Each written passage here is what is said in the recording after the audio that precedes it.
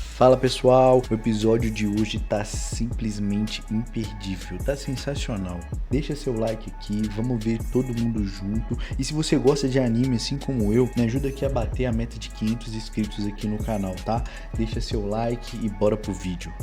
Iniciando a obra, nos é apresentado o seguinte fato, de que objetos amados abrigam alma. Então, vemos uma garota de família nobre, muito triste por ver seu coelho de pelúcia rasgado. Sua mãe, fria e direta, fala que não tem outra saída a não ser jogá-lo no lixo. Enquanto isso, em outro ponto da cidade, um guarda escuta sons vindo do despejo de lixo. Ao investigar, ele encontra um garoto fuçando nos entulhos. Imediatamente, saca sua arma e informa que aquilo era proibido. O guarda deduz que ele seria o famoso ladrão de lixo de quem todos falavam recentemente. Então o guarda chama reforços. O menino joga lixo nos guardas e escapa por uma passagem. Os guardas vão atrás e atiram várias vezes contra o menino. Ele desvia facilmente e foge por uma passagem no esgoto, mas o garoto diz não ser esse tal ladrão de quem todos falam. No dia seguinte, a cidade toda está comentando sobre o ocorrido com o ladrão de lixo. Enquanto isso, na parte pobre, depois da divisória da cidade, uma garota encontra o menino e o chama de Rudo. Ela está furiosa com ele por ter ido mexer no lixo novamente, pois vê que todos estão o culpando por ser o ladrão, e se ele continuar incomodando o povo da cidade, pode acabar se dando muito mal. E ela o pergunta por que ele faz isso. Rudo então diz que os ricos jogam fora coisas que ainda servem para usar, e ele não entende isso, e também precisa de dinheiro para sobreviver, por isso conserta o lixo. De repente, alguns valentões começam a zombar de Rudo. Um deles começa a dizer que ele fedia a lixo e fala com a garota para ficar longe dele, senão ela ficaria fedendo também. O valentão nota que Rudo está usando as mesmas luvas de sempre e começa a humilhá-lo mais ainda,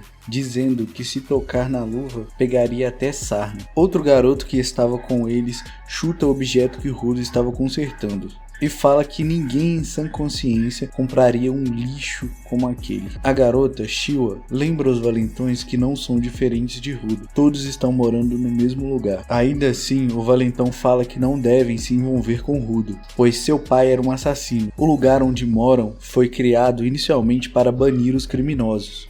E as crianças do lugar são descendentes de todos os assassinos e maníacos que foram banidos para aquele lugar. Por isso, eles têm que manter as aparências para ficar bem com as pessoas do outro lado do muro. Rudo então os encara com um olhar furioso e os valentões decidem ir embora, por acreditar que Rudo também seria um assassino como o pai.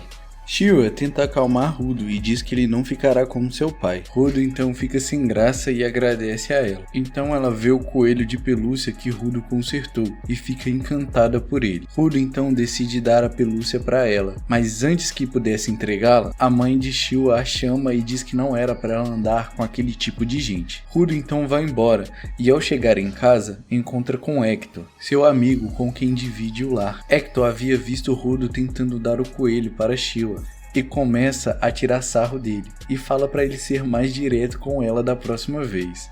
Hector muda de assunto e fala sobre Rudo estar roubando lixo dos ricos. Ele diz que Rudo não precisa disso e que o ajudará enquanto ele é moleque, pois mesmo que não tenha laços sanguíneos, Hector o considera da família. Rudo fala que quer apenas retribuir o que Hector fez por ele, por tê-lo adotado e dado um lar quando era somente um bebê. Dito isso, Hector nota um ferimento em Rudo e diz para ele parar de ir ao lixão, pois da próxima vez poderia acontecer algo muito pior que um tiro de raspão. Rudo retira suas luvas e diz que aquele tiro não se compara com as feridas em suas mãos. Feridas essas que foram causadas pelo seu pai, e devido a isso, Rudo teve muitos problemas na infância. E por isso Hector presenteou-o com um par de luvas para esconder e amenizar as suas feridas. Hector muda de assunto e fala sobre Shiwa. Ele diz a Rudo para se declarar logo para ela. No dia seguinte está acontecendo uma execução pública no abismo, onde os ricos executavam os criminosos. Nisso, Rudo observa a execução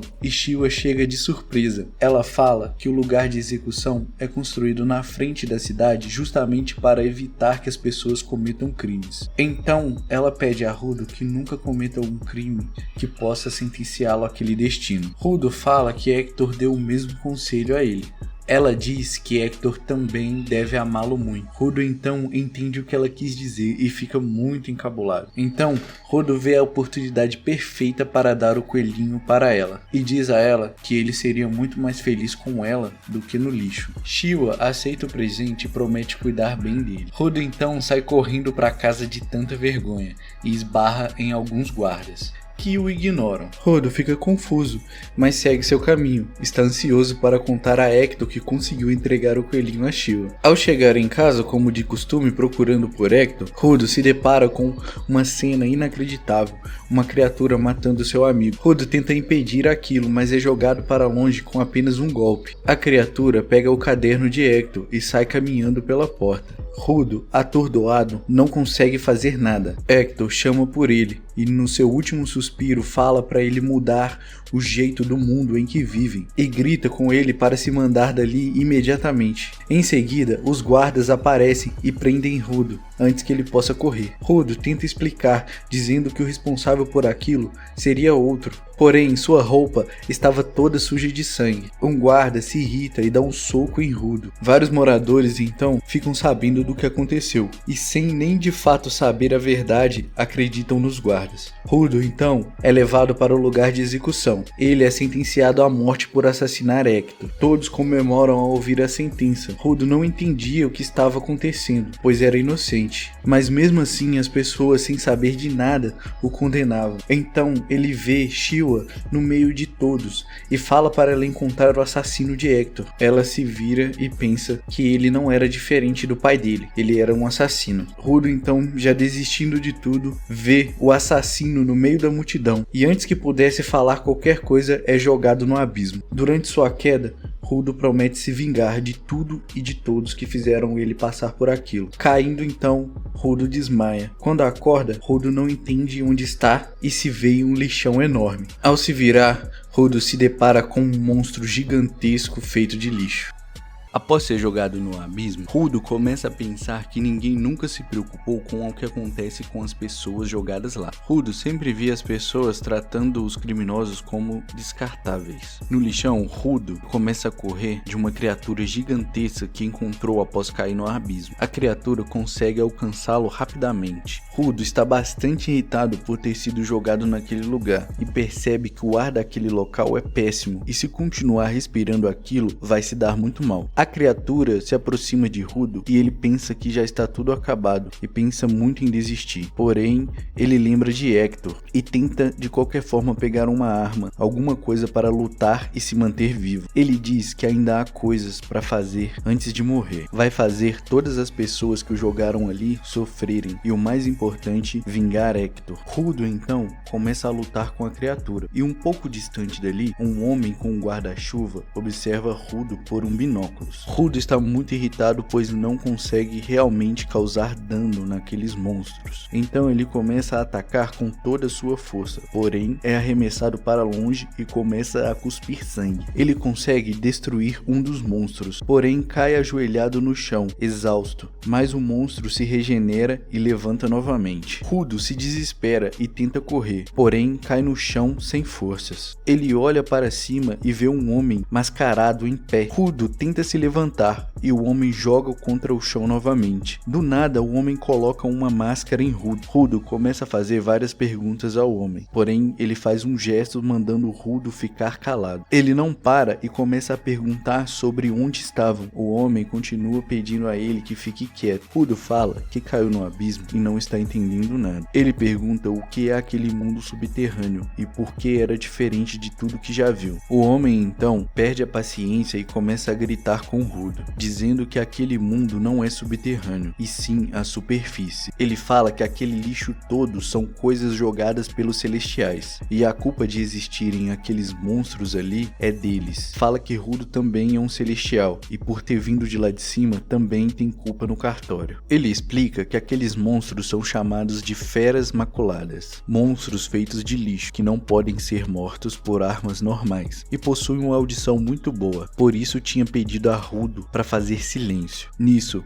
uma das feras se aproxima, e o homem transforma seu guarda-chuva em uma arma e o derrota o monstro com muita facilidade. Rudo se assusta e se pergunta o que seria aquela arma. Surgem várias outras feras por ali, porém, o homem começa a aniquilar todas e sem muito esforço. Rudo vê aquilo e deduz que aquele guarda-chuva seria uma arma rara e que, se tivesse aquele poder, poderia acabar com seus inimigos muito fácil. Após exterminar as feras, o homem vai até Rudo e retira sua máscara. Ele se apresenta com o nome de Enji, um zelador. Porém, o ar é tóxico e Enji começa a tossir e xingar Rudo por fazê-lo tirar a máscara. Rudo então se lembra de uma conversa que teve com Hector. Ele havia chegado em casa todo sujo e Hector o questiona sobre o que houve. Rudo diz que outras crianças o jogaram no chão por ele ter dito que as coisas eram vivas e abrigavam almas. Hector diz que aquilo não passava de uma lenda e que as pessoas diziam isso para que todos cuidassem bem de suas coisas. Hector diz que acreditava sim nessa lenda e que era para Rudo sempre cuidar bem de suas coisas. Voltando a Rudo, ele acorda e está acorrentado e Enji está o arrastando pelo lixo. Rudo pede para soltá-lo porque tem que voltar lá para cima. Enji fala que era impossível e que ele não pode ir e voltar quando bem entender e que para chegar no paraíso depende de muitos outros fatores. Rudo fala que de qualquer forma chegará até lá, pois tem um objetivo a cumprir. Ele fala com Enji para dizer tudo o que ele sabe sobre aquele mundo e sobre o paraíso. Enji então arrasta Rudo até um local deserto e o deixa lá. Nisso, aparecem algumas pessoas mascaradas e começam a fazer perguntas para Rudo. Ele fala que caiu do céu, então aquelas pessoas ficam espantadas, tiram as máscaras e falam que nunca tinham visto um celestial de perto. Porém, aquelas pessoas que pareciam